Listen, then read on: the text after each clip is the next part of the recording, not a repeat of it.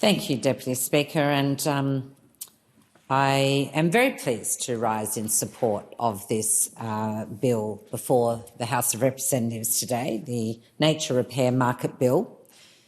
Labor wants to leave our natural spaces better off for the next generation. I listened carefully to the speech before for the member for Parkes, and we represent quite different regions within New South Wales. But I'm sad. I'm sad that he feels unable to support a bill that will leave this country better off for the next generations. There are plenty of farmers who actually regard themselves as some of the best stewards and guardians of this land and are very, very keen to participate in a scheme that would assist them to ensure that their productive farmlands are able to both produce product for the nation and export, but also conserve really important parts of our biodiversity in this nation. So I look forward to working with farmers, not just in New South Wales, but across this country, who have a deep, deep connection to this land, and their knowledge and skills will be vital in helping ensure that we do leave our natural spaces better off for those that come after us. Because this bill is going to introduce a world-first scheme. No one has tried this before, but it should not be beyond Australia to lead the world in these matters. This is going to be a scheme where landowners can be paid by a third party for protecting and restoring nature on their land.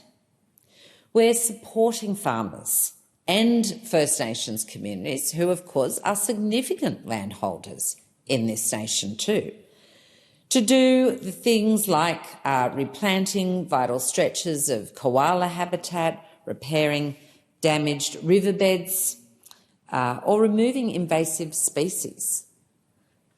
It will mobilise and make it easier for business, philanthropists and others to invest in repairing nature across Australia, and it will allow them to buy a quality product that is verified and regulated, so they can be sure that their investment has been big, long-lasting, with great environmental impacts at the end. So that kind of assurance, which investors and philanthropists, indeed landowners everywhere, they want to know that their investment's going to count for something. And indeed, this scheme will help ensure that is the case. A recent report found that by creating this biodiversity market, Australia can unlock $137 billion in repair to repair and protect our environment by 2050. That is an extraordinary sum of money, Deputy Speaker. $137 billion. It is extraordinary that those opposite might be offended by a creation of a market solution to our biodiversity issues, but there you go. Strange things happen in politics. The purpose of this bill, let's not forget, is to establish that voluntary market framework to support landholders in protecting and restoring nature. That will include, importantly, a traceable biodiversity certificate, assurance and compliance arrangements, a public register and a nationally consistent approach for measuring biodiversity outcomes. And there are some terrific examples of what this scheme might deliver, some of the possible projects that it could include. Like, where landholders see that they have a natural marsh that needs restoration because it's a critical habitat for diverse native frogs, fish, turtles, wetland bird species, then this scheme might assist in the provision of money to help remove drainage ditches, to carve out livestock from those areas as necessary, and feral herbivores. It might include projects like the Indigenous Rangers, who undertake a lot of feral animal exclusions now, but need additional support. Buffel grass removal, feral cat control, cultural burning, like we see in the central desert and the savannas in the northern Australia. The certificate generated for projects like that could support Indigenous rangers working on country for activities for many, many years to come. It's a whole new source of income stream for that, for the Indigenous Rangers project, which we know is phenomenally successful in this country. It could help with projects like restoring a seagrass meadow permanently lost from historic poor catchment water quality, provide habitat for sea turtles and dugongs and marine fish and seahorses. Monitoring could be provided by local commercial and recreational fishers who foresee increased local fish stocks. That's what they want to see in their waters, that they want to see as continued productive spaces in this nation. The Labor government understands that after 10 years of inaction on this front, we heard that there was some possible thoughts and some groundwork being laid by the former government, but nothing happened. So we've taken up that baton and we've said that we can't tolerate inaction on this front any longer, and we can't see the state of our natural surrounds fall to disrepair and misuse. We need to rebuild trust. We need to restore public confidence and public accountability. These are key to the government's nature positive plan. And the market will be regulated by the Clean Energy Regulator, which will have monitoring and enforcement powers to ensure that projects are conducted in accordance with the rules. And this includes monitoring and reporting and notification on the delivery of project activities and the progress on the environmental outcomes. An independent committee will be there to provide advice to the Minister about the methods that set the rules for the projects. That's important too. And certificates, their status and ownership will be tracked through a public register. So high levels of accountability built into this scheme. And as I said, this scheme is a world first. Australia is absolutely well placed to be a leader in this regard. And it comes of no surprise to me that it will be the Australian Labor Party to lead on this front. We are, after all, the party that has delivered every significant environmental reform in Australia. No other party has consistently acted to protect our natural assets as the Australian Labor Party has. In 1983, Labor saved the Franklin River from being dammed. Labor protected the Daintree, Kakadu and the Tasmanian World Heritage Areas. Labor reformed the native forest industry and protected the most important old growth stands across the country. In 2007 to 13, the federal Labor government built the largest network of marine national parks, largest network in the world, and we set Australia on a path to a low-carbon future.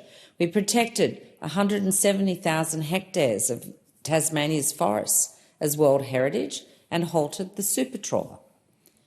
While these are big headline actions that inspire, Labor, importantly, has also embedded environment into our planning processes. And we've built ways to assess, regulate and enforce environmental controls. So in the early 1970s, Prime Minister Gough Whitlam appointed Australia's second federal Environment Minister, Moss Cass, and the country's first Urban Planning Minister, Tom Uran. Under Whitlam, the nation's first environmental impact statement inquiry was established and found that the sand mining on Queensland's Fraser Island was untenable. Embedding environmental outcomes while building the nation and its prosperity was central to the endeavours of the Whitlam's government and the modernisation of the Labor mission. Australia is home to some of the most stunning natural environments in the world, but after a decade of neglect under the Liberals and the Nationals, many of those places are now in a state of unacceptable disrepair. This has jeopardised efforts to protect threatened species and conserve natural habitats, while undermining tourism opportunities for our regional economies. The nature repair market forms part of our nature positive plan to protect more of what's precious to us all and repair more of what's damaged and manage nature better for the future. The government is rewriting Australia's old broken environment laws to better protect our environment and make clearer, faster decisions. At the heart of this plan is $121 million to establish Environment Protection Australia, to restore trust to a system that badly needs it. The EPA will be a tough cop on the beat. It will transform our system of environmental approvals. It will be transparent and independent. It will make environmental assessments, decide project approvals and the conditions attached to them, and it will make sure that those conditions are being followed on the ground. Our budget last month provided urgent funding to save some of Australia's most precious places and those who look after them, including $262.3 million to support our Commonwealth national parks. This is new funding that will go to upgrading or replacing outdated infrastructure, ensuring staff can carry out threatened species protection, increasing opportunities for First Nations, employment and businesses, and much more. We also had $92.8 million for urgent upgrades in the town of Midajulu, within just the Uluru and the Karajujuchul National Park, to provide critical infrastructure like water, sewerage and electricity. Basic essentials many of us take for granted. We'd like to provide to make sure that the Mutijulu community also gets to enjoy important infrastructure and connectivity. And we want to help deliver better outcomes in terms of health and housing in that community too. This is an important investment. We also had $163.4 million to ensure the Australian Institute of Marine Science can contribute to provide world-leading scientific marine research and protect our oceans, including the Great Barrier Reef. We had $45.2 million for the Sydney Harbour Federation Trust to address a critical backlog of repairs there. The deteriorating wharves, the docks, the seawall stabilisation, safety concerns like the rock falls from the cliff and other maintenance that was needed to ensure public safety and avoid permanent loss of heritage value. We're also investing $236 million to establish a national and reliable flood warning system, an issue that is important to each and every one of us, I would have thought, in this parliament. The funding that will be used to purchase and upgrade gauges, ensuring communities in flood-prone areas can be better prepared and supported. We want to protect our environment from destruction, but our ambition for nature is much bigger than that. Just like the Hawke government established land care, we want to restore environments that have been damaged in the past. And that's how we build a truly nature-positive Australia, when we leave our environment in a better state for our kids and our grandkids. The Albanese Labor government is investing in projects to repair nature, including money to support our programs that repair World Heritage properties, restore Ramsar wetlands. I have a Ramsar wetland in my electorate at the Hunter Wetlands, critical to our natural well-being, and having money go into those wetlands is something we should all applaud. We also have got funds towards conserving threatened species and ecosystems. Another $118.5 million to help community groups, NGOs, local governments and First Nations groups carry out projects to clean up and restore local urban rivers and waterways. And these include activities like planting native species along creeks and building small-scale wetlands to filter pollution and improve water quality. $7.7 million to support landholders to carry out activities to repair nature by establishing a world-leading nature repair market. That's the subject of today's bill. That's what I seek the support from everybody in this House. We want to be a country that stops environmental decline and does the heavy lifting of repairing our nature now.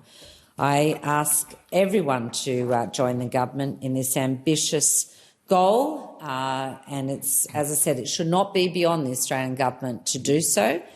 And We have long fought for nature on the world stage. Let a Labor government again put us on the world stage with the passage of this legislation today.